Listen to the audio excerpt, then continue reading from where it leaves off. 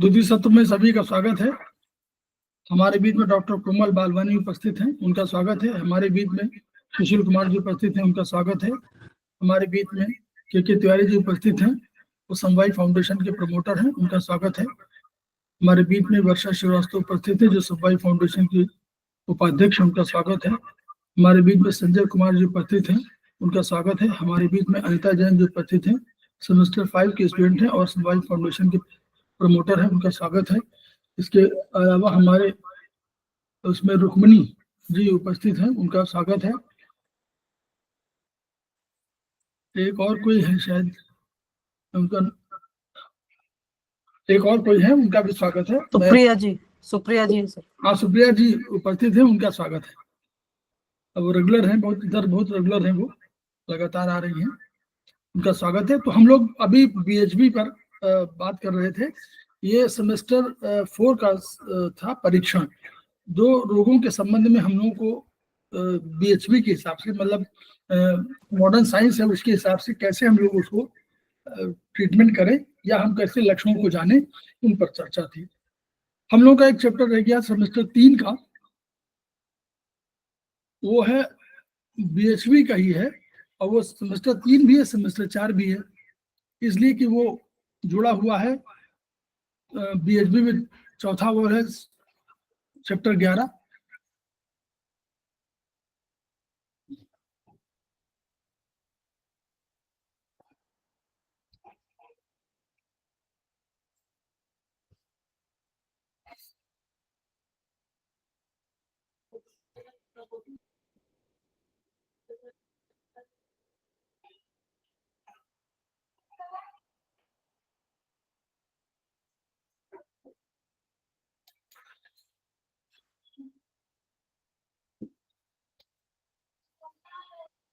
Share हो गया?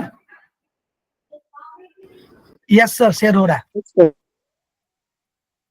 हम लोग यहीं पर पढ़ रहे थे और इसको हम लोगों ने यहीं पर शुरू किया था, और ये हाइपोथैलेमस पढ़ गए थे, हाइपोथैलेमस लिम्बिक सिस्टम, और फिर हम सेरेब्रम में आ गए थे।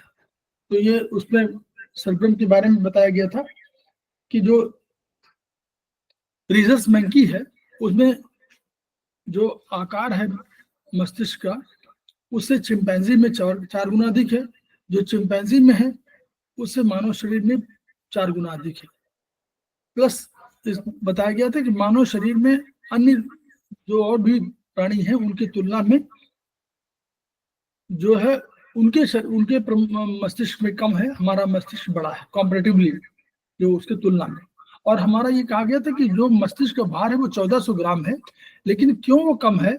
क्योंकि वो सेरेब्रोस्पाइनल फ्लूइड में तैर रहा है, वो तरल में है, तो उसकी वजह से 50 ग्राम भार रहता है। हम लोग जानते हैं कि जब जल में हम होते हैं तो हम हल्के प्रतीत होते हैं, वो इसी कारण है, उछाल के वजह, जल के उछाल की वजह से। अब जब विकास की दृष्टि देखिए, विकास का वो है, जब सबसे हम लोग जानते हैं कि जब भ्रूणावस्था में होता है तो हम लोगों ने एक और चीज बताई थी कि जो हम लोग को शुरुआत में जब न्यूरल ट्यूब बनती है तो उसमें पहले 3 न्यूरल ट्यूब बाद में बनती है। पहले जो भी एक भ्रूणावस्था होता है उसमें 3 समझ लीजिए कि एक परखनली की तरह होती है, ट्यूब होती है, वो उस ट्यूब के 3 अंश निकलते हैं। तो उसमें एक्टोडर्म, एंडोडर्म और मेसोडर्म, यानी एक आंतरिक, एक बाहरी और एक सबसे बाहरी, 3 तरह के मेसोडर्म। तो मेसोडर्म, तो हम लोगों ने कहा था कि जो एक्टोडर्म है, बाहरी भाग है, उससे मस्तिष्क का डेवलपमेंट हुआ। जो पहला जो ब्रेन का डेवलपमेंट हुआ वो एक्टोडर्म से हुआ। एंडोडर्म से हम लोगों का जो एलिमेंट्री कैनाल है, जो एंडोडर्म माने आंतरिक जो है, उससे जो एलिमेंट्री कैनाल है हमारे ऊपर से नीचे आने वाली डाइजेस्टिव सिस्टम वाले, ये बात, इसका डेवलपमेंट हुआ। और जो मेसोडर्म थी उससे ब्लड बना, ब्लड वेसल्स बनी, और एडिनल कॉर्टेक्स बना, और यूरोजेनाइटल सिस्टम बना। तो ये बेसिक के रूप में है, ये केवल आपको बताने के लिए है, अगर आप नोट कर सके तो नोट कर लीजिएगा। फिर इसके बाद क्या हुआ, जब ये न्यूरल ट्यूब का डेवलपमेंट हुआ, तो यही एक्टोडर्म से नर्वस सिस्टम बना। तो न्यूरल ट्यूब का डेवलपमेंट हुआ। उस डेवलपमेंट में ये जो देखिए दिखा ना, ऑफ एक्टोडर्मल ओरिजिन। तो ये जो 3-4 हफ्ते में, पहले फर्स्ट मंथ में ये डेवलपमेंट हुआ, लेकिन ब्रेन का पूरा डेवलपमेंट नर्वस सिस्टम का 1.5 महीने बाद होता है, यानी 6 हफ्ते में वो पूरा ब्रेन का नर्वस सिस्टम मतलब डेवलप हो चुका होता है बुढ़ावस्था में ही। तो उसमें 3 हिस्से बने। तो एक हिस्सा बना प्रोजेंसेफेलॉन, ये कह रहे हैं फोर ब्रेन जिससे कहते हैं, उससे बना। इसके 2 भाग बाद में डेवलप हुए, टेलेनसेफेलॉन और डायनसेफेलॉन। तो आप धीरे धीरे नोट करिएगा, तो इसको जब पढ़ेंगे तो धीरे धीरे याद होगा। अभी शुरू में इसके बड़े शब्द से हैं, इसीलिए सेफेलॉन हमेशा बोलते हैं ब्रेन से, इसीलिए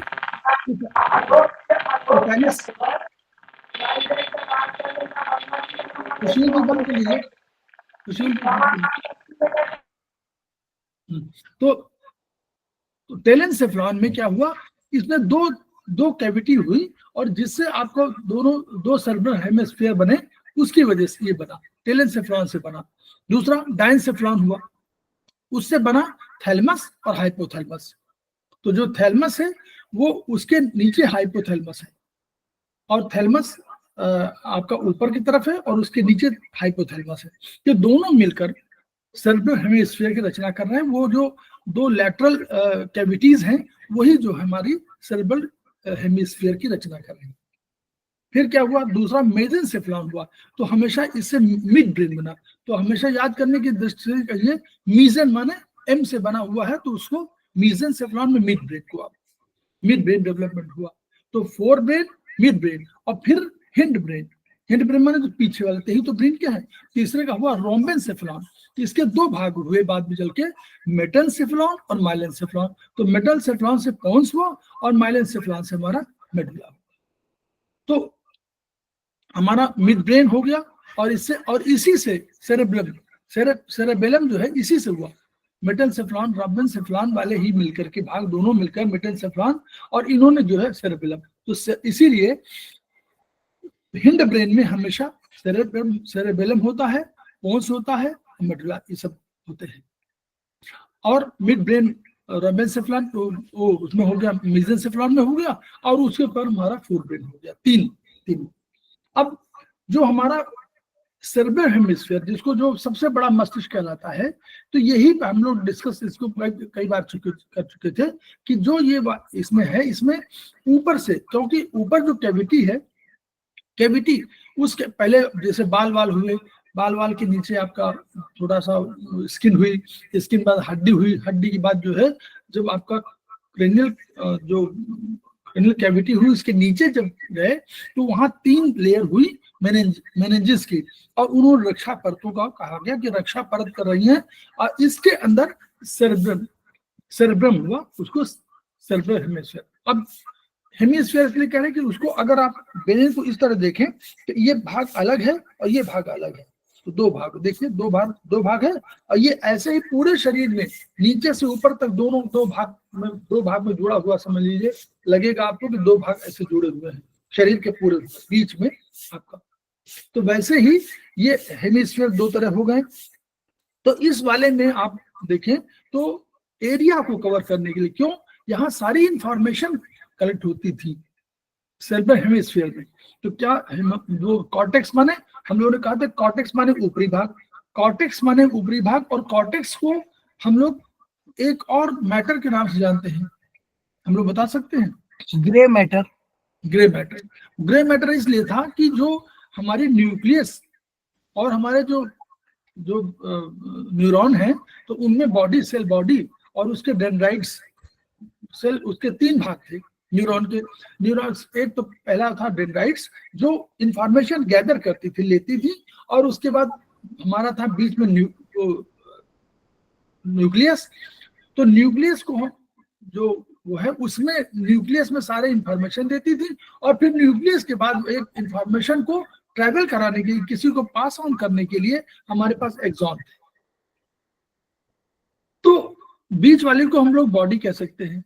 तो हम लोग बॉडी में हमारे क्या था, न्यूक्लियस था, न्यूक्लियस माने हम लोग जानते हैं कि अभी कोई भी जब सेल होता है तो सेल में न्यूक्लियस जहां होता है वही सारे फंक्शंस करने का वो होता है, उसी को राइट, उसी को प्राण कहते हैं, उसी को ब्रेन कहते हैं, उसी को मालिक कहते हैं, उसी घर का जैसे मुखिया होता है उस रूप में वो होता है न्यूक्लियस। तो वहां पर आकर के सारी इंफॉर्मेशन जो मिली वो उनको दे दी गई और फिर उन्होंने कहा कि अपना कुछ उसमें विचार किया और विचार करने के बाद जो सूचना दिया वो हमारी से एक्सॉन से चली गई। तो एक्सॉन का रंग सफेद था क्योंकि एक्सॉन में एक माइलिन शीट चढ़ी हुई थी जिसका रंग सफेद था।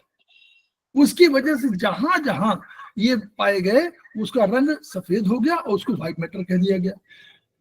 जो न्यूरॉन की जो बॉडी थी, सेल बॉडी थी, जहां न्यूक्लियस था और जो डेंड्राइट्स थे उनका रंग ग्रे था, इसलिए वो ग्रे मैटर हो गए। और ऐसा स्ट्रक्चर बना हुआ कि ऊपर की तरफ वो ग्रे मैटर और बीच में आपका व्हाइट मैटर। तो इंफॉर्मेशन को अधिक कलेक्ट करने के लिए एक सिस्टम बनाया गया कि जैसे आपने देखा तिरपाल को आप फैला दीजिए और फिर उसको छोटे छोटे भागों में कर लीजिए तो आप उसको अंत में आपको मालूम हुआ कि 3 फीट गुणे 2 फीट का बन गया। और वो बड़ा जबकि वैसे फैला देंगे तो हो सकता 70 फीट का 80 फीट का हो। तो इसीलिए इस एरिया में गायरी और सेल्सियस, तो सल्साई और गायरी का जो कंसेप्ट आया वो यहां से आया कि इस तरह ग्रुप बने हुए जैसे हम लोगों ने अखरोट में देखे कि वो जो है उसमें जो है गायरी मतलब आपको ऊपर नीचे आपको दिखाई पड़ता है। तो वो गायरी माने जो दर्रे हैं वो सल्साई माने और गायरी माने चोटियां ऊपर की तरफ। तो जहां पर चोटियां हैं वहां पर उसमें न्यूरॉन की परतें हैं उनकी देखिए लिखा हुआ है 1.5 मिलीमीटर से 4.5 मिलीमीटर मोटी न्यूरॉन परतें हैं, न्यूरॉन्स बिछे हुए हैं। तो वो इसीलिए बिछाई, इन्हीं न्यूरॉन्स में आपको इंफॉर्मेशन आती है, इन्हीं से इंफॉर्मेशन तय होती है। इसलिए इन गायरी और सल्साई की आवश्यकता इसलिए पड़ी क्योंकि इसमें अधिक से अधिक इंफॉर्मेशन कलेक्ट की जा सके, ये उनका। तो गायरी में आपकी अधिक होगी मोटाई और सल्साई में कम होगी। ये नंबरिंग सिस्टम है, बाद में आप लोग याद करिएगा। नंबरिंग सिस्टम बहुत ही महत्वपूर्ण है और अगर नंबर से आप धीरे धीरे याद करेंगे, अभी शुरू में याद नहीं होगा लेकिन जब 2-4 बार पढ़ेंगे तो आपको याद हो जाएगा। तो ये इस देखिए पूरा वो लिखा, पूरा मस्तिष्क स्पाइनल कॉर्ड समेत पूरा 2 बराबर हिस्सों में हुआ है, दाएं बाएं का है। तो इस तरह उसके क्या है, उसमें बहुत से कुछ हमारे वो है। तो इसमें देखिए क्या, इसमें थैलेमस हम लोग पहले पढ़ चुके हैं कि इसमें क्या है, नीचे क्या है वही बता रहे हैं कि 2 कुछ महत्वपूर्ण संरचना स्ट्रक्चर्स है, वो है थैलेमस। तो थैलेमस हम लोग पढ़ चुके हैं, हाइपोथैलेमस वो भी हम लोग पढ़ चुके हैं। अब एक जो है कंसेप्ट है बेसल गैंग्लिया, बेसल न्यूक्लियाई, हम लोग एक शब्द बोलते हैं अगर किसी उसमें आपको दिखाएं न्यूरो एनाटॉमी में, देखिए ये जो नीचे जो है वो आपकी ऊपर वाली तो चोटियां हैं गायरी है और नीचे जो वो हुआ है वो सेल्सियस है, तो ये सल्साई है। ठीक है, इस तरह का ये देखिए पोन्स, यहाँ पोन्स है, ये आपका सब एरिया है। ये बाहर का एरिया जो है कॉर्टेक्स का एरिया है, तो इधर दिख रहा है चारों तरफ, ये जो गुलाबी और लाल और नीला ये सब है, इसलिए किया गया है। इसको आगे उन्होंने सेंट्रल सर्कस, यानी ये बीच में था, इस तरह का भाग है जो आगे ये इधर वाला हाइपोथैलेमस, जहां इधर लिखा हुआ है ना हाइपोथैलेमस, ये आगे का भाग है, ये पीछे का भाग है। पीछे के भाग आपका ऑसिपिटल लोब लिखा हुआ है, तो ये भाग है। नीचे आपका सेरेबेलम लिखा हुआ है, ये सेरेबेलम है जो पीछे की तरफ आता है, इसको छोटा मस्तिष्क बोलते हैं। तो मेडुला ये है, मेडुला ऑब्लांगेटा, पोन्स ऊपर, मिड ब्रेन, ये सब मिड ब्रेन का एरिया है। और यहाँ पर आपका पूरा ये आपका सारे लोब्स का एरिया है। तो इनमें ही हम लोग उसको देखिए इस तरह का ग्रे मैटर व्हाइट मैटर, ये बाहर की तरफ जो है वो ग्रे मैटर है और अंदर ये आपका व्हाइट मैटर है, ये वाला। जहां अंदर, जहां भी, अब एक और कंसेप्ट आया था, जहां भी अंदर कोई सेल पाया जाए, सेल बॉडी पाई जाए, डेंड्राइट पाए जाए, तो उसको हम लोग क्या बोलेंगे? गैंग्लियन।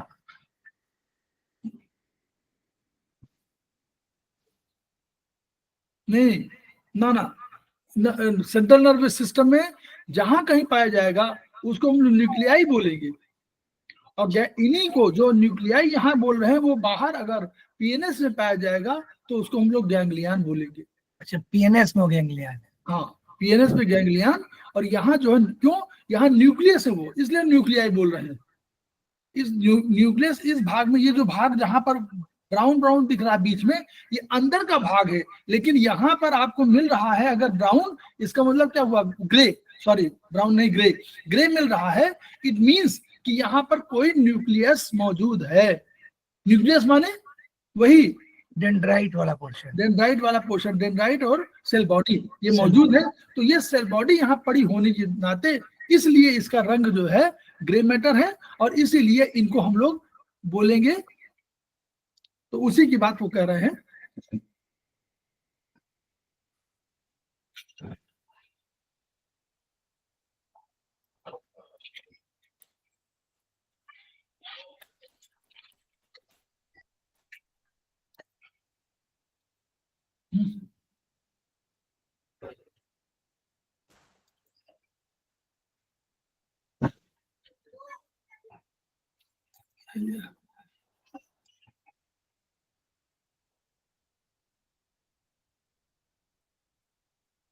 चैप्टर कहाँ चला गया मेरा?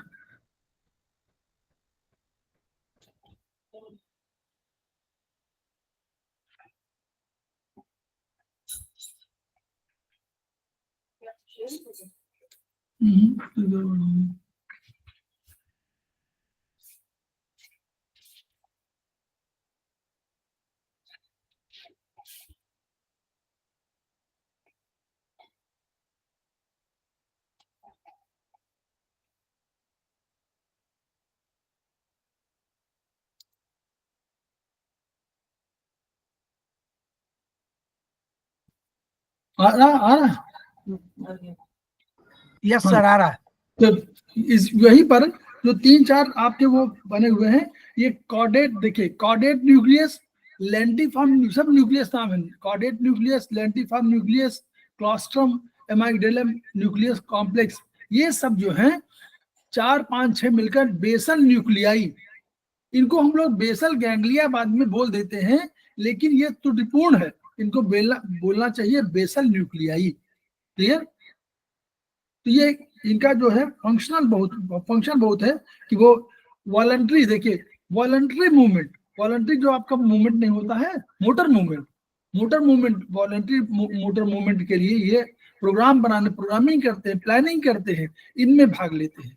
तो ये जो है बहुत ही, ये आपके इमोशंस के लिए होते हैं। आपको कोई विचार होता तो उसी में होता, बिहेवियर आपका निर्णय यही लेते हैं, आई मूवमेंट यही करते हैं, यही जानकारी पता करते हैं कि आप कौन है। आप पहचान पाते हैं कि ये व्यक्ति ये है, नाम जान देते हैं कि ये हमारा मित्र है, राम प्रसाद है। वो कॉग्निशन वगैरह के यही सब आपको जो अंदर वाले हैं बेसल न्यूक्लियाई। और इसको हम लोगों ने रखा कहाँ है? अगर आयुर्वेदिक एक्यूप्रेशर की बात करें तो हम लोग कहाँ रखा हुआ है?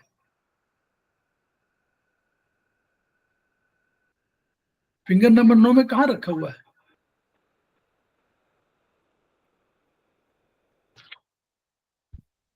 कब जॉइंट में?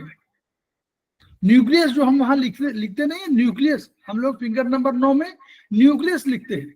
वो न्यूक्लियस यही सब है। ठीक, बेसल न्यूक्लियाई। इंटरनल कैप्सूल है, कोरोना रेडिएटा, इन सब के बारे में बताया गया। कोरोना रेडिएटा है, और फिर दोनों पार्श्व साइड के जो है पार्श्व हेमिस्फीयर फाइबर्स, दोनों फाइबर्स क्या होता है? देखिए ऊपर से नीचे तक, देखिए फाइबर्स आपने पढ़ेंगे आगे चल के। भाई दो तरह के दो मस्तिष्क हो गए ना, एक इधर का एक इधर का। अब दोनों आपस में कोरिलेट भी तो करेंगे, तो एक तो सूचना ऊपर से नीचे जाएगी, तो वो भी देखिए लिखा हुआ है, इंटरनल कैप्सूल वगैरह कंसेप्ट आया होगा। ये है समस्त इंटरनल कैप्सूल 7 नंबर पर। इंटरनल कैप्सूल, इनके माध्यम से समस्त असेंडिंग ट्रैक्ट और डिसेंडिंग ट्रैक्ट गुजरते हैं, नीचे से ऊपर, ऊपर से नीचे। तो ये साइड वाला ऊपर से नीचे इस भाग से इस भाग का संबंध इन्हीं के माध्यम से होगा।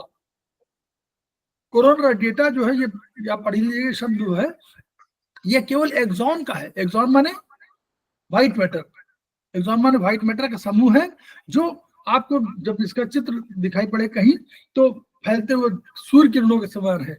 ये क्या करता है, जो ऊपर एसेंडिंग ट्रैक्टिंग जो एक्सॉन है, तो ये इंटरनल कैप्सूल से और इनके माध्यम से और सेरेब्रल कॉर्टेक्स में आते जाते रहते हैं। ये है।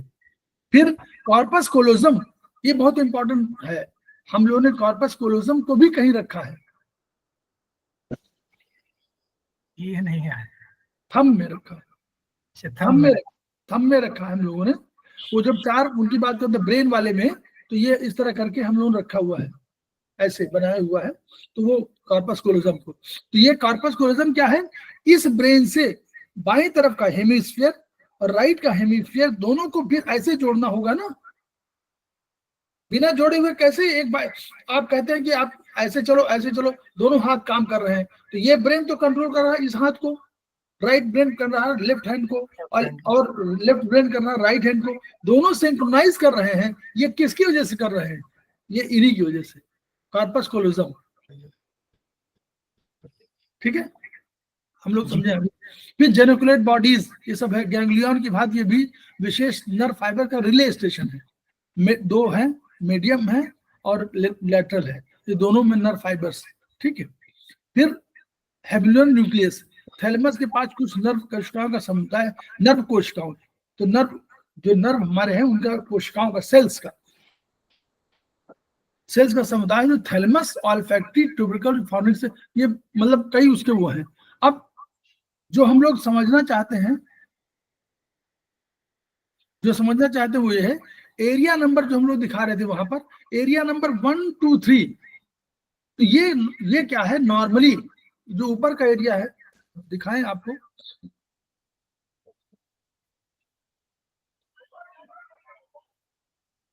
ये नंबर ये आप देख रहे हैं ना, ऊपर देखिए, यहाँ देखिए 1, 2, 3 दिखाई पड़ रहा कहीं? 2, 3 कोमल बलवानी शेयर कर दी, प्रेजेंट करने लगी क्या? कोमल बलवानी की तरफ से प्रेजेंटेशन आ गया क्या? ये कुछ स्क्रीन चेंज हो गई क्या? सर हाँ, आपने कुछ, कोमल जी ने कुछ कर दिया क्या? कोमल बलवानी प्रेजेंटिंग आ गया। सर वो ना कुछ बच्चा बैठी हुई थी ना, उसने कुछ पता नहीं कुछ किया है, तो मुझे भी समझ नहीं आ रहा है। उसने प्रेजेंटेशन कर दिया। आप ऐसा करिए, नीचे जो स्क्रीन है ना, नीचे जहाँ माइक बना हुआ है, हाँ जी, माइक से आगे जाइए तो एक जगह प्रेजेंट है, राइट से चौथा बटन देखिए जहाँ पे तीर का निशान बना है, अपवर्ड एक ब्लॉक है, दिख रहा है? सर एक सेकेंड, मैंने अभी कुछ उसको ऑफ तो किया है, शेयर स्क्रीन को, तो ऑफ हो गया है, वो नहीं अभी हो तो गया सर। देखिए अब आपका प्रेजेंटेशन आया सर, आप करिए तो। हिल तो रहा, लेकिन हो गया, अब हो गया। अच्छा ठीक है। तो ये जो 1 देखिए 1, 2, 3 दिख रहा है आपको बीच में, ऊपर देखिए बीच में 1, 2, 3 सेंटर में है। नॉर्मली जो है शरीर के प्रत्येक अंग जो सेंसरी ट्रैक्ट आते हैं, सेंसरी कॉर्टेक्स को जो आते हैं, वो वहां उसका क्षेत्र है। ये सेंसरी कॉर्टेक्स को एरिया है, तो यहाँ सारी इंफॉर्मेशन सेंसरी इसी में आती है, तो 1, 2, 3 में आएगी। कोई इंफॉर्मेशन जो आएगी वो 1, 2, 3 में आएगी। अपनी किताब आप लोग देख लीजिएगा, 1, 2, 3 में सारी इंफॉर्मेशन सेंसरी वाली आएगी। इसके बाद जो है आप देखिएगा 9, 10, 4, 6, 8 दिखाई पड़ रहा है? दिख रहा है 8, 6, 4, ये 4, ये उसी बगल में 1, 2, 3 के बगल में 4 है, और उसके बगल में 8, 6, 8, ये हमारा, ये भी सब कॉर्टेक्स का एरिया है। और इस कॉर्टेक्स एरिया में ये हमारा मोटर कॉर्टेक्स का एरिया है, मतलब यानी यहां से इंफॉर्मेशन जाएगी जहां जानी है। तो इंफॉर्मेशन आई अल्टीमेटली 1, 2, 3 में, जहां से भी आई अल्टीमेटली 1, 2, 3 में आ गई, और 4, 6, 8 से ये इंफॉर्मेशन चली गई। फिर एक है 9, 10, 11, तो 9 दिखाई पड़ रहा है, 10 दिखाई आगे तरफ, बिल्कुल सामने की तरफ देखिए, 9, 10, 11 जो माथा, ये वाला माथे वाला जो यहाँ भाग है ना, ये वाला देखिए, ये हमारा सबसे बड़ा सीट ऑफ इंटेलिजेंस है, बुद्धिमत्ता क्षेत्र है, ये डैमेज नहीं होना चाहिए। अगर ये डैमेज हो जाता है कभी, तो आप समझिए कि आपकी जो इंटेलिजेंस है, जो बुद्धि है, वो आपको कमजोर पड़ जाएगी। यानी सबसे बढ़िया विचार आपको यही से आते हैं।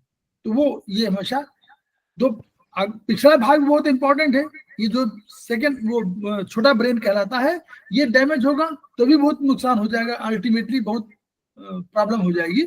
और आगे वाला ये भाग अगर 9, 10, 11 वाला जो आपका है, अगर ये आपका नष्ट होता है, किसी तरह डैमेज होता है, इंजरी होती है, तो अल्टीमेटली आपकी बुद्धि का जो है, बुद्धिमत्ता का क्षेत्र है ये। तो ये बहुत, इसीलिए थोड़ा सा आदमी कभी कहते होता हाथ ही मारता है कि अरे समझ में नहीं आ रहा, वो ये मतलब वो है, मतलब वैसे है, रिफ्लेक्स एक्शन है, तो वो कहता है ये है यहीं पर मेन, ये हो गया। फिर 17 जो है एरिया नंबर 17 कहाँ दिखेगा? नीचे ऊपर नंबर ऊपर देखिए, ये ऊपर 5 के बगल में, हाँ 5 के बगल में 17 है, ये हमारा विजुअल एरिया है। ये पीछे की तरफ एरिया होगा ना, तो ये विजुअल एरिया हुआ, ऑसिपिटल लोब, यस 17 ये हो गया। फिर एरिया नंबर 18, 19 ये भी विजुअल साइकिक एरिया है, यहाँ पर है 17, 18, 19, तो 18, 19 नीचे है 120, तो यहाँ पे दिख रहा है ये 18, ये नीचे 17, 18, ये देखिए 18 नीचे बिल्कुल सबसे पीछे, हाँ दिख रहा है सबसे पीछे। Yes. 19 शिफ्ट गया होगा उधर पीछे, लेकिन ये 18, 17, 18 दिख रहा है। नीचे वाले पिक्चर में दिख रहा है 17, 18, 19 तीनों मीडियल व्यू में जी। ये देखिए नीचे दिख रहा, हाँ 17, 18, 19 ये पीछे का एरिया हुआ ना, तो इसमें जो है ये भी आपका विजुअल साइकिक एरिया, ये सब उसी का है, क्योंकि ये उसी लोब में है ना, पीछे वाले लोब में। एरिया नंबर 20, 21, 22 ये आपका ऑडिटरी है। 20, 21, 22 देखिए यहाँ पर 20, ये देखिए ये 20 है, ये 21 है, ठीक है। नीचे देखिए ऊपर वाले में, लेटरल में तो ये जो है ये हमारा ऑडिटरी है, कान के पास होगा ना, एक 20, 21 कान के पास हुआ ना, हाँ ये कान के पास हुआ, तो 20, 21 ये हमारा 20, 21 और 22 है, ये हमारा auditory and audio psychic area है। फिर 39 और 40, 39 और 40 हमारा, ये देखिए 39 कहाँ है? बीच में है 39, हाँ ये देखिए ये 39, ये 40 ये है, और 39, 41, 44, 39 ये है, 39, 40 ये हमारा सेंसरी में जो सेंसरी वाली आती है उच्चारण की, कोई किसी ने कहा और वो आपको सेंस करना है कि उसने क्या कहा, ये वाला एरिया है। फिर 41, 42 श्रव्य सेंसरी है, सुनने वाली सेंसरी। 41, 42 सुन 41, 42 ये सुनने वाली जो इंफॉर्मेशन आई वो श्रव्य सेंसरी क्षेत्र हुआ। और 44 और 45 उच्चारण, 44, 45 आपका हुआ, 44, 45 ये उच्चारण का जो आप स्पीच देते हैं उसका कंट्रोलर है। तो यहाँ से जो स्पीच आपका होता है वो डिसाइड होती है।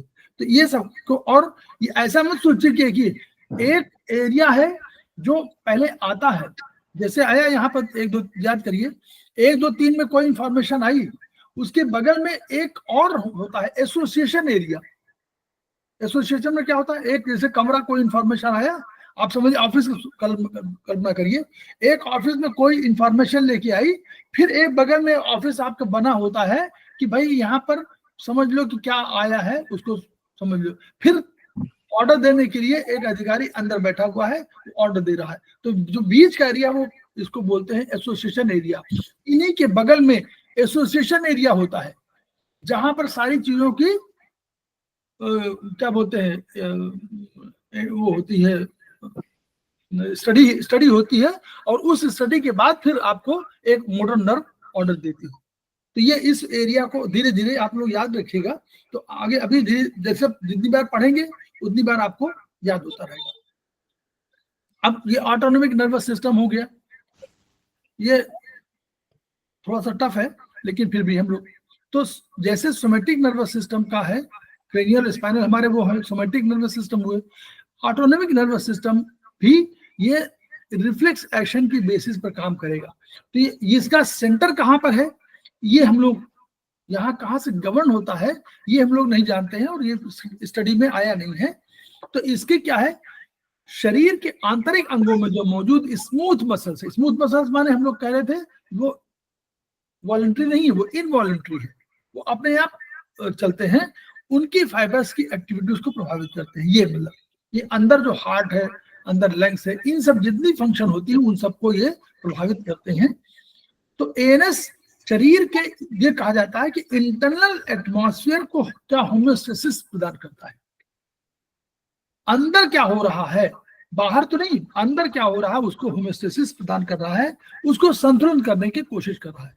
इसके दो डिवीजन हुए, एक सिंपैथिक और एक पैरासिम्पैथिक। अब सिंपैथिक क्या है, थोड़ा सा कॉम्पिटिटिवली थोड़ा टफ है, मैं बोले ब्रेन में सिंपैथिक फाइबर्स की ओरिजिन का सोर्स नहीं मिलता। कहाँ सोर्स, कोई सोर्स नहीं बता पा रहा है, ये नहीं अभी नहीं हुआ ओरिजिन कहाँ है।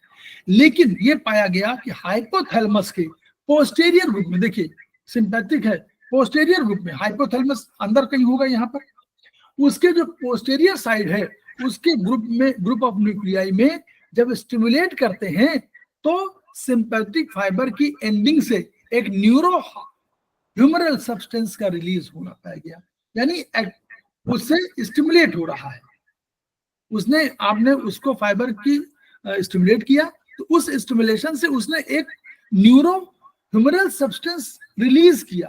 इसका मतलब क्या हुआ, इसका मतलब क्या कि वो ये माना जा रहा है कि ये हाइपोथैलेमस इसको कंट्रोल कर रहा है।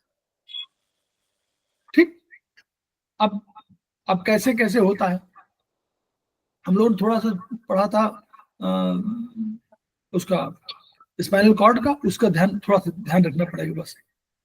हाइपोथैलेमस से गवर्न माना गया, ये फाइबर्स ब्रेन में कहीं नहीं पहचाने गए, ब्रेन में तो नहीं मालूम कि कहां पर है, लेकिन स्पाइनल कॉर्ड में जब आए तो हम लोगों ने देखा thoracic first spinal cord T1 से हम लोगों ने इसको पहचाना, और उसके बाद ये उससे ऑनवर्ड्स, मतलब T1 के बाद देखिए अगले पेज में, यहां देखिए ये T1 ऑनवर्ड्स L3 तक ये पहचाने गए कि यहां पर इनका कोई रिएक्शन, वो स्टिमुलेशन से प्रभावित है।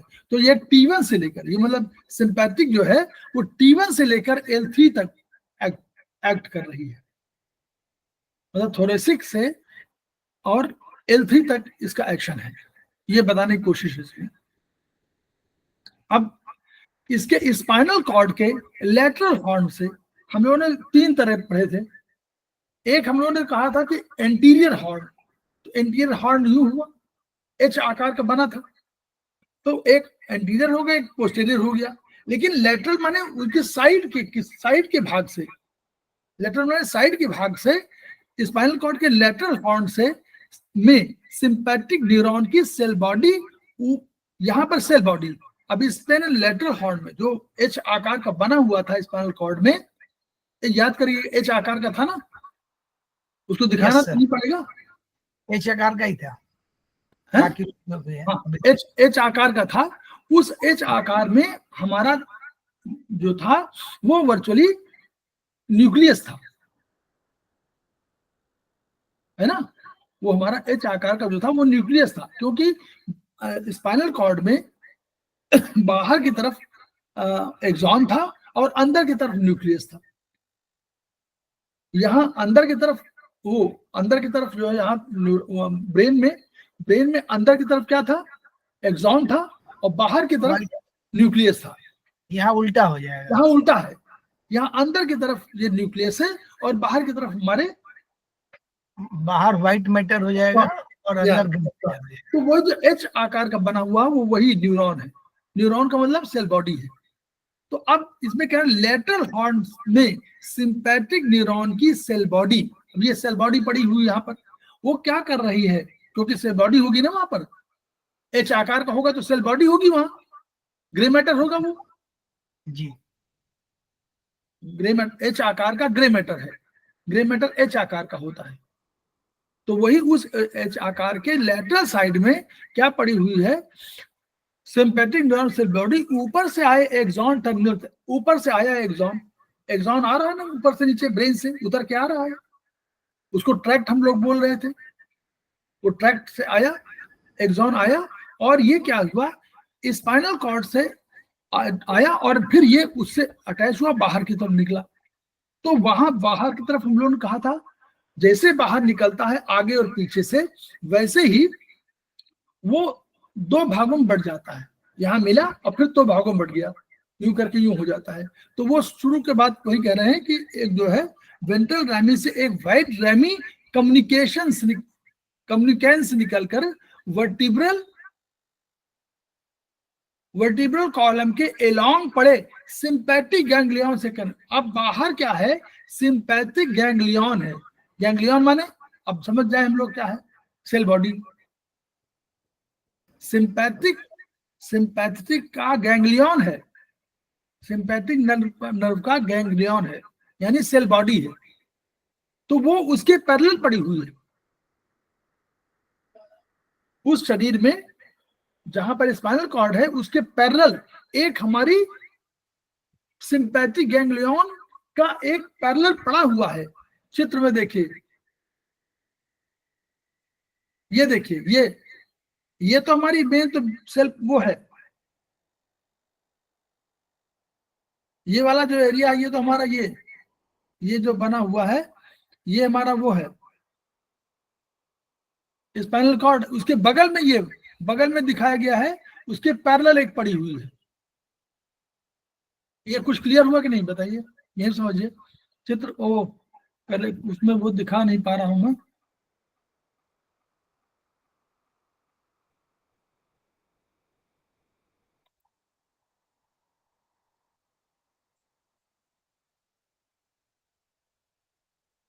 ये ओ नहीं,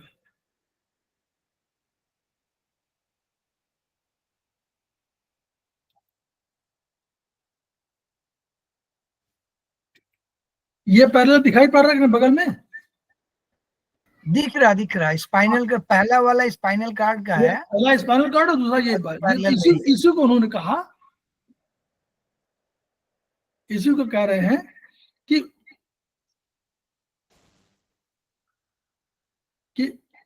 सिंपैथिक गैंग्लियन से कनेक्ट होगा, वहां सिंपैथिक गैंग्लियन है उससे कनेक्ट हो गया, देखिए ये कनेक्ट हो गया, ये आया यहां से कनेक्ट हुआ, ये इससे कनेक्ट हो गया, क्लियर, यहां तो कोई दिक्कत नहीं है। तो ये जो कनेक्ट हुआ इसको शब्द क्या दिया गया, प्री, और इसी के थ्रू सिंपैथिक फाइबर गैंग्लियन पहुंच जाता। अभी वहां से कनेक्ट हो गया तो वो जो बना हुआ सिंपैथिक फाइबर गैंग्लियन है वहां से कनेक्ट हो गया, इस वाले से कनेक्ट हो गया, ऐसे ये हमारी पड़ी हुई है, ये कनेक्शन हो गया। तो सिंपैथिक गैंग्लियन के एक चेन वर्टिब्रल कॉलम के अलोंग दोनों ओर मौजूद है। ये बार बार फिर कह रहा है कि इसकी एक चेन, पूरी गैंग्लियन की एक चेन वर्टिब्रल कॉलम बीच में है, उसके इधर भी है इधर भी है, ये बीच में इधर भी है और इस तरफ भी है, दोनों तरफ है।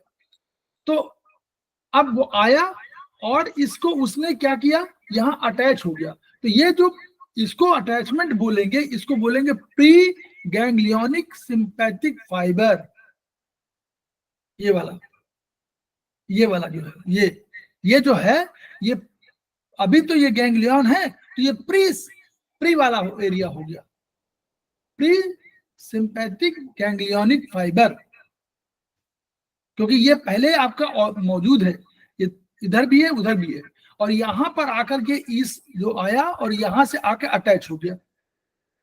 अब क्या हुआ, ये तो नॉर्मल है, दूसरा क्या हुआ, अब लेटरल हॉर्न से आ रहे सिंपैथिक फाइबर को प्री गैंग्लियोनिक सिंपैथिक फाइबर कहते हैं। जो लेटरल हॉर्न से आया, इस वाले से, ये वाला जो आया, यहां से जो आया, ये इस वाले से निकल के आया, वो किसी स्पाइनल कॉर्ड से आया, तो इसको बोला उन्होंने कि प्री गैंग्लियोनिक फाइबर कहते हैं, pre ganglionic sympathetic fibre, sympathetic तो ही है। अब फिर क्या हुआ, अब ये गैंग्लियन से मिल गया, तो इस गैंग्लियन में क्या हुआ, इस गैंग्लियन के बाद इसके 4 स्तर बन गए। अब उसको बस समझ लीजिए, सरल हो गया। जो गैंग्लियन में 4 साइनेप्स बनाकर, साइनेप्स तो हम लोग जानते हैं बहुत नॉर्मल चीज है, साइनेप्स माने 2, एक नर्व ये है, एक नर्व ये है, इन लोग मिल गए तो साइनेप्स बना लिया, चौराहा, दोराहा, तिराहा, चौराहा जो भी कहते हैं वो है साइनेप्स, माने वो सब मिल गए। साइनेप्स माने मिल गए जाकर के, और साइनेप्स मिल गए, जैसे आपको बिजली के तार नहीं होते, उसने एक तार यहाँ लाया वहां लाया, फिर दोनों को जोड़ दिया, फिर आगे कोई तार ले गया, ऐसे ही। तो अब ये 4 पोस्ट गैंग्लियोनिक, अब ये पोस्ट क्यों कहा गया, क्योंकि जब यहां से निकलेंगे तो अब ये जो निकलेंगे पोस्ट गैंग्लियोनिक कहे जाएंगे। अभी तक तो प्री गैंग्लियोनिक थे, लेकिन अब जब गैंग्लियन मिल गया यहाँ पर, यानी सेल बॉडी यहाँ मौजूद थी, इस सेल बॉडी से मिला और आगे जब गया तो इसको पोस्ट गैंग्लियोनिक सिंपैथिक फाइबर कहे जाएंगे। अब क्या हुआ इसमें, अब देखिए उसके 4 दशाएं हैं। एक तो गैंग्लियन से ऊपर स्थित गैंग्लियन में, अब ये जो गैंग्लियन है, इस ये वाला ये है, देखिए यहां पर ये है, तो एक ऊपर चला गया, देखिए एक यहां से ऊपर चला गया, एक सामने चला गया, एक नीचे चला गया, देखिए ये नीचे चला गया, और एक यहां चला गया। तो 4 बने, कैसे बने, उसी को बताया गया है कि एक गैंग्लियन से ऊपर स्थित गैंग्लियन में, एक गैंग्लियन से नीचे स्थित गैंग्लियन में, एक गैंग्लियन के साइड स्थित कोलेक्टल गैंग्लियन में, और एक गैंग्लियन से निकले ग्रे रैमी कम्युनिकेशन के माध्यम से स्पाइनल नर्व, उनसे स्पाइनल नर्व से भी अटैच हो गया। स्पाइनल नर्व जा रही हूँ ना, वो भी जा रही होंगी बगल से, तो उनसे अटैचमेंट हो गया। सिंपल समझने का है कि उसके बाद 4 उसके प्री गैंग्लियोनिक के बाद वो 4 भागों में बंट गया। एक भाग उसका ऊपर चला गया, एक भाग साइड में चला गया, एक भाग नीचे चला गया, और एक नर्व से मिल गया। कौन सा, स्पाइनल नर्व से, स्पाइनल नर्व से मिल गया। ग्रे रैमी कम्युनिकेशन वही है, ग्रे रामी, सब नाम में मत जाइए, ग्रे रामी कम्युनिकेशन में जो आया था पहले और वही एक दूसरे से जुड़ा था, वो भी तो आगे नर्व जा रही है, उससे ये मिल गया, स्पाइनल नर्व में मिल गया। तो यानी नर्व से कनेक्शन भी हो गया इसका, सिंपैथिक नर्व से। और कौन हुआ, देखिए कौन हुआ, आप बता नहीं पाओगे, फिर कोई बता पाएगा? इतने कनेक्शन इसमें हो गए कि हम लोग ये नहीं समझ पाएंगे कि ये जो आया प्री गैंग्लियोनिक, इसमें मिला, इन सेल फाइबर से मिला, इन बॉडी से मिला।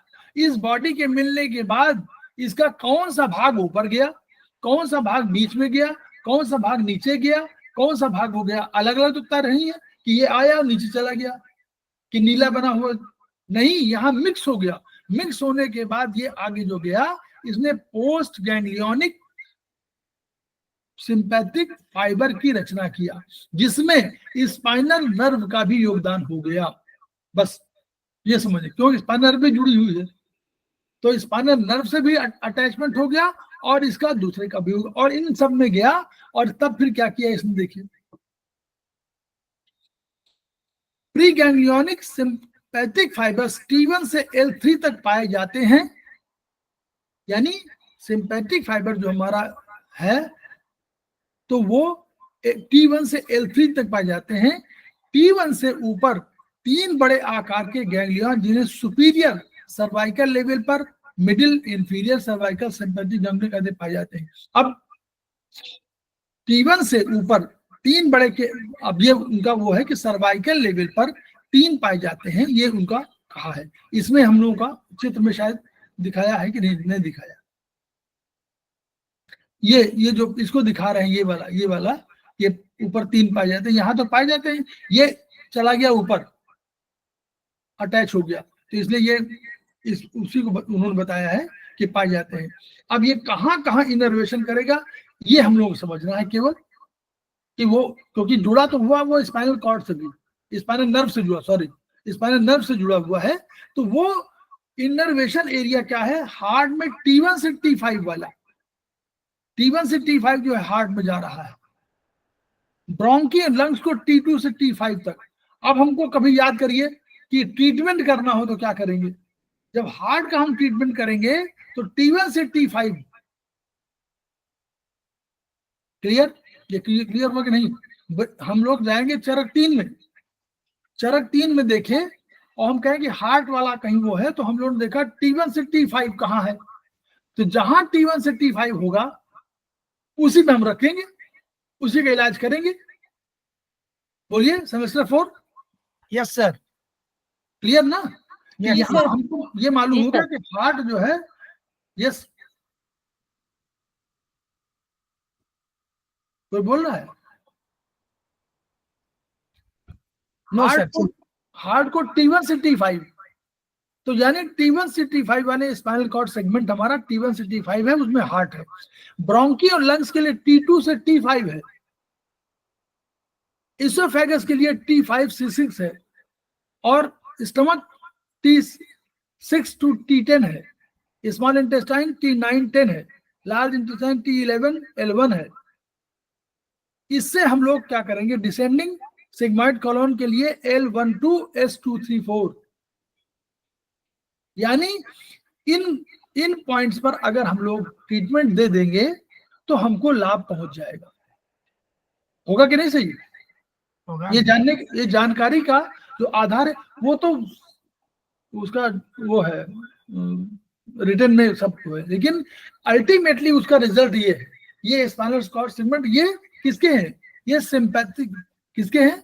सिंपैथिक फाइबर के हैं। क्लियर? सबका पूरा दिया हुआ, लीवर का, सबका पूरे, उसका जहां भी आपको ट्रीटमेंट करना है ये किताब आधार है। इस किताब के आधार पर इस पे, हालांकि इस आधार पर भी बहुत से हमारे जो चरक 3 में हैं और HP1 में है दिए गए हैं, लेकिन अगर उसमें गलत भी है या चाइनीज में दिया हो गया, लेकिन मान लीजिए कहीं त्रुटिपूर्ण भी है, तो ये जो है मॉडर्न साइंस की बात कह रहे हैं कि यहाँ पर ये संबंध है, तो मॉडर्न साइंस की बात भी आपको माननी चाहिए मेरे हिसाब से। कहीं अगर T2 T5 में कहीं अंतर हो, T2 T3 कहीं अंतर हो सकता है एक आध में, तो वहां पर इनकी बात माननी चाहिए, क्योंकि ये साइंटिफिकली इन्होंने अपने को सिद्ध किया है। क्लियर? Yes sir. जी जी सर। अब ये कैसे फंक्शन की बात थोड़ा सा बताया इन्होंने कि सिंपैथिक, वो ये sympathetic post ganglionic nerve ending जो श्वेत ग्रंथियों एवं स्केलेटल मसल्स की ब्लड वेसल्स की जाती है, वे एसिटाइल कोलिन सीक्रेट करते हैं। जो पोस्ट गैंग्लियन माने जो बाद में अल्टीमेटली जो जा रही है नर्व एंडिंग, वो स्वेट ग्रंथियों, जो स्वेट ग्लैंड्स को और स्केलेटल मसल्स को, स्केलेटल मसल्स हम समझ रहे हैं जो हमारी नॉर्मल मसल्स हैं चलने वाली, इनकी ब्लड वेसल्स को की जाती, तो ब्लड वेसल में वाइसोडायलेशन करती हैं, माने डायलेट करती हैं, तो वो एसिटाइल कोलिन, तो उसके लिए एसिटाइल कोलिन सीक्रेट करना पड़ता है। ठीक है, मतलब यानी हमारा ये एसिटाइल कोलिन ये हमारा न्यूरो ट्रांसमीटर है, यही हमारा काम करा रहा है वाइसोडायलेशन के लिए। सिंपैथिक एएनएस के प्री गैंग्लियोनिक नर्व एंडिंग से, अब पोस्ट गैंग्लियन का बताया, फिर प्री का बता रहे हैं, से एसिटाइल कोलिन और पोस्ट गैंग्लियोनिक नर्व एंडिंग से इपिनेफ्राइन और नॉन इपिनेफ्राइन हार्मोनल सब्सटेंस निकलते हैं, जो अंगों के स्मूथ मसल्स और आर्टरियोल्स पर मौजूद एड्रेनर्जिक रिसेप्टर्स पर एक्ट कर इंपल्स जनरेट करते हैं। तो दोनों का फंक्शन है कि प्री गैंग्लियोनिक नर्व एंडिंग से जो निकलेगा वो क्या करेगा, वो नॉर इपिनेफ्राइन और नॉर इपिनेफ्राइन निकालेगा, और वो जो पोस्ट गैंग्लियोनिक से वो निकालेगा स्केलेटल मसल को एसिटाइल कोलिन। तो ये सब मिलकर के अल्टीमेटली इंपल्स जनरेट करते हैं, और वहां पर वाइसोडायलेशन के लिए वो एसिटाइल कोलिन करेगा। ये हो गया हमारा उसका। अब बचा हमारा पैरासिम्पैथिक। पैरासिम्पैथिक का भी जैसे उसमें कहा वैसे भी ब्रेन में कोई न्यूक्लियाई नहीं है। हम आराम देखिए, आराम से समझिए, इसको 2 बार पढ़िएगा तो समझ में आएगा, कोई ऐसी बात नहीं है। हम भी 4-5 बार पढ़े हुए तब तब भी समझ में नहीं पा रहे हैं, तो ऐसा मत सोचिए कि हमको बहुत आ रहा है, ये मत समझिए कि हमको बहुत आ रहा है, हम पढ़ रहे हैं क्यों, हम भी इसे समझ रहे हैं, क्योंकि ये कंसेप्ट थोड़ा सा एएनएस का बहुत वो है ना, इसका क्लियर कंसेप्ट नहीं है, हम लोगों को समझ में, जिनको समझ में आ रहा है उनको है। इसमें भी ब्रेन का कोई न्यूक्लियाई नहीं है। तो हम जो बार बार ईश्वर और परमात्मा और इनकी अवधारणा पर विचार करते हैं, वो यही है कि अभी तक हमको जानकारी नहीं मिल पाई है कि क्या है। तो हम ये कह सकते हैं कि भाई हमको जानकारी नहीं है, ये तो कह सकते हैं, लेकिन अल्टीमेटली कहीं न्यूक्लियाई है कि नहीं है, ये कौन जानेगा, अभी तो नहीं मालूम है, जब जानेगा तब जानेगा। कोई न्यूक्लियाई नहीं है, परंतु इसकी एक्टिविटी पर फिर हाइपोथैलेमस, इसलिए हाइपोथैलेमस बहुत इंपॉर्टेंट है। हाइपोथैलेमस इसका भी कंट्रोलर है, एएनएस का। हाइपोथैलेमस अपना लिम्बिक सिस्टम का भी कंट्रोलर है और एंडोक्राइन सिस्टम का तो कंट्रोलर है ही है। तो वही कह रहे हैं, अब इसमें एंटीरियर ग्रुप, अब इसमें हाइपोथैलेमस के एंटीरियर ग्रुप, वहां पोस्टीरियर था, वहां पोस्टीरियर था, या एंटीरियर ग्रुप, पैरासिम्पैथिक में पोस्टीरियर ग्रुप के संपूर्ण प्रभुत्व पाया गया। इसके प्री गैंग्लियोनिक फाइबर्स, अब वही पहले वाले फाइबर्स क्रेनियल नर्व के माध्यम से आते हैं। इसके अब देखिए, यहाँ वहां तो बाहर था, यहाँ हम कह रहे हैं क्रेनियल नर्व के माध्यम से आए, और जिस अंग को इनर्वेट करना है उसी अंग के नियर बाय लोकेटेड गैंग्लियन में एंटर करके साइनस बनाएंगे। तो जो इसमें दो नहीं है, इसमें एक ही सिंगल में आया, प्री गैंग्लियोनिक आया, और जिसमें आया जहां इनर्वेट करना, जहां पहुंचना है, तो उसी के नियर बाय जो भी पास में गैंग्लियन मिला उसको इंटर करके और साइनस बना देंगे, यानी जाल बना, एक चौराहा बना देंगे। और फिर क्या करें, पोस्ट गैंग्लियोनिक फाइबर जो बाद में वहां से आएगा वो सीधे अंग में प्रवेश कर जाएगा। क्लियर, कोई इसमें बहुत बड़ी बात नहीं है। अभी ऑर्गन क्या वही बताया इन्होंने कि मिड ब्रेन। अब ये देखो, चूंकि निकले कहां से हैं, देखिए एन वो निकले हैं स्पाइनल वो क्रेनियल नर्व से, तो क्रेनियल नर्व से आए, pre ganglionic fibres cranial nerve के माध्यम से आए, वहीं से आ गए, और आने के बाद फिर आए और पोस्ट गैंग्लियोनिक फाइबर में सीधे प्रवेश कर गए। तो इसमें mid brain third cranial nerve से निकली और सिलरी मसल सफाई वो प्रभावित करेगी। तो थर्ड में हमको याद करना पड़ेगा, ओह ओह ओह क्या हुआ, कौन सा है उसमें, थर्ड वाला कौन है, ऑक्लोमोटर है, ऑल्फैक्टरी, ऑप्टिक, ऑक्लोमोटर। क्यों ऑक्लोमोटर हुआ, तिवारी चले गए, ऑक्लोमोटर तो सिलियरी मसल सफाई को प्रभावित करेगी। मेडुला में जो सेवेंथ क्रेनियल नर्व निकलेगी, सेवेंथ शायद फेशियल नर्व है, क्या फेशियल नर्व होगी, वो lacrimal gland, mucous membranes of nose and palate, submandibular and sublingual salivary glands को। मेडुला की नाइन्थ क्रेनियल होगी, वो पैरोटिड सैलिवरी, तो नाइन्थ में ग्लॉसोफेरेंजियल है क्या, सैलिवरी ग्लैंड्स, ग्लॉसोफेरेंजियल आठवां है क्या? जी सर, ग्लॉसोफेरेंजियल 9th है। 9th, हाँ। जी सर। तो parotid salivary glands, mucous membranes mouth में, और 10 नंबरी तो हम लोग जानते हैं कौन है, वेगस सर। हाँ 10 नंबरी को याद रखिए, वेगस नर्व है वो। तो वेगस नर्व जो है हार्ट, लेरिंग्स, ट्रैकिया, ब्रोंकी सब जगह, और स्पाइनल सेगमेंट्स S2, 3, 4 में जो है वो डिसेंडिंग कोलोन सिग्मॉइड इनको प्रभावित करेगी, along with pelvic, colon, rectal, urinary, और स्फेनिकल नर्व ये bladder, testis, ovaries, penis, vulva. अब इसमें कहा कि इस पैरासिम्पैथिक एएनएस के प्री गैंग्लियोनिक एवं पोस्ट गैंग्लियोनिक नर्व एंडिंग से एस्टाइल कोलिन निकलता है। इससे क्या निकलता है, ये प्रश्न पूछा जाता है कि इससे क्या निकलता है, तो इससे एस्टाइल कोलिन, पैरासिम्पैथिक से एस्टाइल कोलिन दोनों से निकलता है। वहां अंतर था ना, याद रखिए, यहाँ अंतर था, यहाँ क्या नेफ्रिन और वहां था इपिनेफ्रिन और नॉरनेफ्रिन। यस, एस्टाइल कोलिन, और इससे निकलता था हमारा इपिनेफ्राइन और नॉर इपिनेफ्राइन।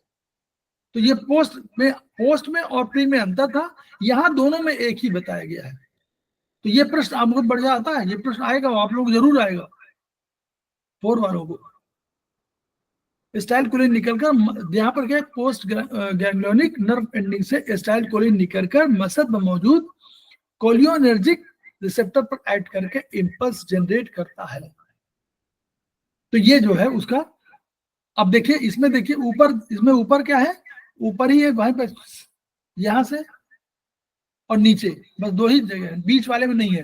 बीच वाले में सिंपैथिक वाला है, T1 से लेकर L3 तक, ये पैरासिम्पैथिक ये है। तो ये सब इसीलिए दोनों तरह के जो एक्शन होते हैं इसमें भी वही होता है। ऊपर इस देखिए, इन सबसे मालूम नहीं पाता कि कौन सा नर्व कहां पर जा रहा है। ये यहाँ गया, यहाँ बना है, ये देखिए क्या बना, ये गैंग्लियोनिक बना और यहां से फिर यहाँ चला गया। अब ये मालूम नहीं पड़ रहा कि इसका ये गया हुआ कि इसका गया हुआ है, इसीलिए एक साथ कई को प्रभावित करते हैं वो। ये देखिए यहाँ वाली आई और ये कितने जगह प्रभावित कर रही है, स्टमक को भी, यहाँ सब जगह। ये 10वीं वाली है। अब इसका जो है कैसे रिएक्शन है, तो आइज का देखते भाई, सबका अब आप सबका रिएक्शन बता रहे हैं कि अगर आइज का है, जब रेडियल मसल्स होंगी तो क्या कॉन्ट्रैक्शन से पुतली डायलेट होगी। सिंपैथिक में आपको जब पुतली डायलेट करना हो तो सिंपैथिक रिएक्शन होगा। सिंपैथिक रिएक्शन को सामान्य भाषा में अगर हम कहें तो जब हमको सिंपैथी की आवश्यकता हो तब वो रिएक्शन है। नॉर्मली जब हमको सिंपैथी, जब हमको कोई काम करना हो तो हम सरल भाषा में अगर काम बिल्कुल नॉर्मली हो रहा है तो वो पैरासिम्पैथिक रिएक्शन है। और जो सिंपैथिक रिएक्शन माने जब कभी आकस्मिकता की आवश्यकता पड़े, जब कभी संकटकालीन स्थितियां हों, उन सब में आवश्यकता पड़ती है। ये नॉर्मली डिफाइंड है, लेकिन हम हर ऑर्गन के अलग अलग फंक्शन होंगे। यहाँ कॉन्ट्रैक्शन से पुतली डायलेट होगी, वो कॉन्ट्रैक्ट करेंगे तो पुतली डायलेट हो जाएगी, ताकि आपको आश्चर्य को, जब कोई अंधेरे में देखना हो तो पुतली क्या होगी, डायलेट फैलेगी, फैलेगी ना, कि भाई, या कोई दवा पड़ जाए तो डायलेट हो जाएगी कि वो पता नहीं कौन सा रिएक्शन आया क्या है, तो वो डायलेट, तो वहां पर सिंपैथिक रिएक्शन होगा। फिर देखिए ये इसमें पैरासिम्पैथिक, स्फिंक्टर मसल्स में कॉन्ट्रैक्शन में पैरासिम्पैथिक होगा, सेरिन मसल कॉन्ट्रैक्शन में होगा, और ये डायलेशन में बी रिसेप्टर्स वाला सिंपैथिक है। हार्ट में लो, अगर आपका एसए नोड और उनकी बात करें तो लो हार्ट रेट में पैरासिम्पैथिक है, आराम से चल रहा, कोई दिक्कत नहीं। और लेकिन हार्ट रेट बढ़ाना होगा तो सिंपैथिक की जरूरत पड़ेगी, तुरंत बढ़ाइए, तेज दौड़ना है, सिंपैथिक की आवश्यकता है तो आपको तुरंत बढ़ जाएगा। फिर आप देखिए वेंट्रिकल्स में फोर्सफुल कॉन्ट्रैक्शन होगा। क्यों बढ़ाना है, तो वेंट्रिकल्स जो है फोर्सफुल कॉन्ट्रैक्शन करेगा ताकि और तेजी से करे, ताकि और अधिक दौड़ना पड़े आपको। फिर आर्ट्रियोल्स, कोरोनरी, पल्मोनरी, स्केलेटल सब में डायलेशन में पैरासिम्पैथिक और कॉन्स्ट्रिक्शन में आपको सिंपैथिक की बात पड़ेगी। फिर सिस्टमिक वेन्स में कॉन्स्ट्रिक्शन में, देखिए कॉन्स्ट्रिक्शन एंड डायलेशन वो दोनों में जरूरत पड़ेगी। और ये पल्मोनरी मसल्स में ये कॉन्स्ट्रिक्शन में पैरासिम्पैथिक और डायलेशन जो है सिंपैथिक में। स्टमक में डायलेशन में पैरासिम्पैथिक और कॉन्स्ट्रिक्शन में सिंपैथिक। डायलेशन इंक्रीज्ड और कॉन्स्ट्रिक्शन डिक्रीज्ड, ये डायलेशन बढ़ा देगा तो पैरासिम्पैथिक हो जाएगा, और जो अगर सिंपैथिक होगा तो कॉन्स्ट्रिक्शन डिक्रीज हो जाएगा। गॉल ब्लैडर, कॉन्स्ट्रिक्शन, डायलेशन, ये सब पढ़ना है आपको। स्किन में जैसे अब स्किन में क्या होगा, पैरासिम्पैथिक में इंक्रीज सिक्रेशन हो जाएगा, ये हो जाएगा। और एड्रिनल मेडुला में इंक्रीज सिक्रेशन हो जाएगा। एड्रिनल मेडुला में जब सिक्रेशन बढ़ेगा तो पैरासिम्पैथिक वाला एक्शन होगा। तो इस तरह ये वाला जो हमारा चैप्टर है यहाँ पर। अब हम लोग अगर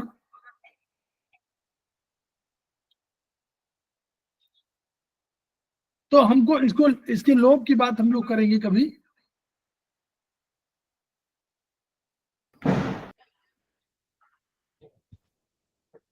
अभी दिखाना तो नहीं उसमें कुछ,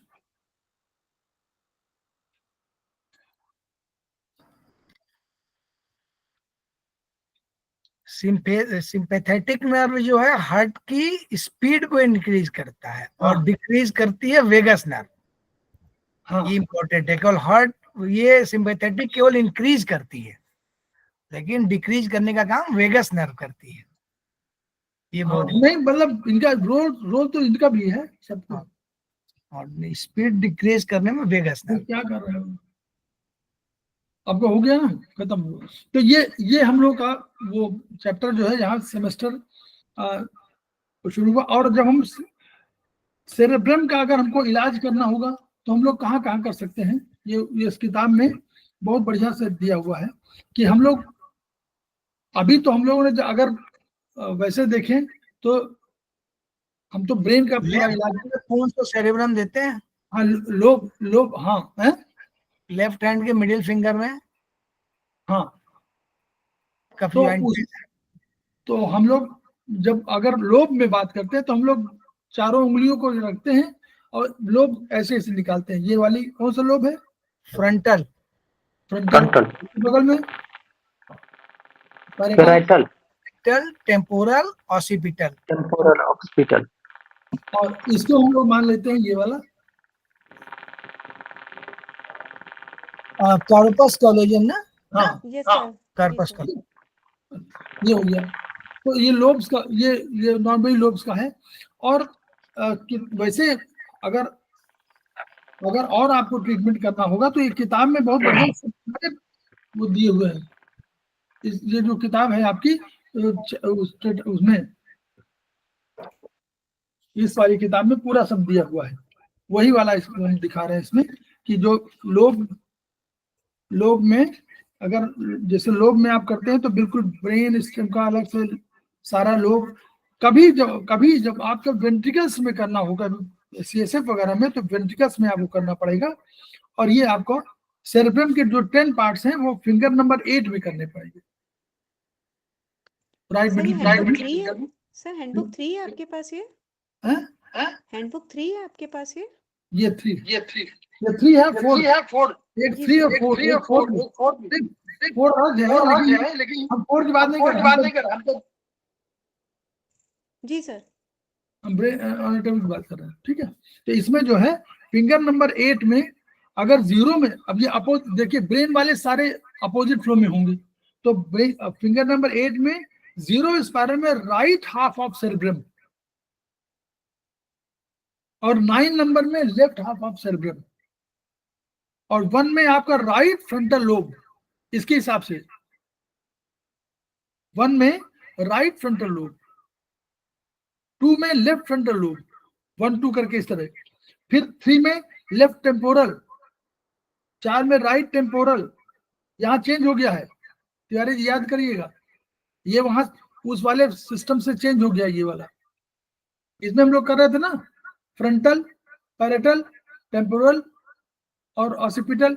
अब इसमें देखिए इनमें 0 0 0 और 9 ये कर दिया गया, 1 0 और ये 9 अपोजिट फ्लो है। यहाँ 0 राइट आपका आधा हेमिस्फीयर राइट हेमिस्फीयर जो है वो आपका 0, दिस इज 9। ये टोटल हो गया। अब 8 टुकड़े करने थे आज और आपके, तो आपको पहला लिया गया 1 2। तो 1 2 जो लिया गया वो आपका लिया गया फ्रंटल लोब। तो 1 राइट हो गया और लेफ्ट हो गया फ्रंटल, 2 हो गया। फिर 3 में हम लोगों ने पैरेटल नहीं लिया, टेम्पोरल लिया। और 4 में हम लोगों ने लेफ्ट और राइट टेम्पोरल लिया। फिर पैरेटल 5 6 में ले लिया और 7 8 में हम लोगों ने ले लिया ऑसिपिटल। तो इसमें कभी करना अपोजिट फ्लो में स्पेसिफिक के ट्रीटमेंट के लिए तो हम लोग 1 2 में, अगर हम लोग इसमें टेम्पोरल में करना होगा तो टेम्पोरल में हमको सेकंड में करना होगा, 3rd 4th में अपोजिट फ्लो स्पाइरल में। ठीक, ये हम लोग का अपना ट्रीटमेंट है उस तरह का। और वैसे तमाम वो है, तो हम लोग इन्हीं के माध्यम से, इस वीडियो के माध्यम से अपने को एक तो ज्ञान ग्रहण करें, दूसरों को ग्रहण कराना हो तो हम लोग शेयर कर सकते हैं, हम लोग बता सकते हैं। इंटरेक्ट करना बहुत जरूरी है क्योंकि इसके आधार पर हम लोग ट्रीटमेंट हमको करना है। तो इंटरेक्शन भी बहुत जरूरी है, चाहे वो अभी करें चाहे एग्जाम के बाद करें, ये आवश्यक नहीं है। तो इम्तिहान भी करीब आ गया है तो आप लोग उसके बाद भी कर सकते हैं, लेकिन इंटरेक्ट करिए। उससे होगा क्या कि देखिए ज्ञान क्या है, ज्ञान को ऐसे बढ़ना चाहिए मेरे हिसाब से जैसे छूत की बीमारी होती है।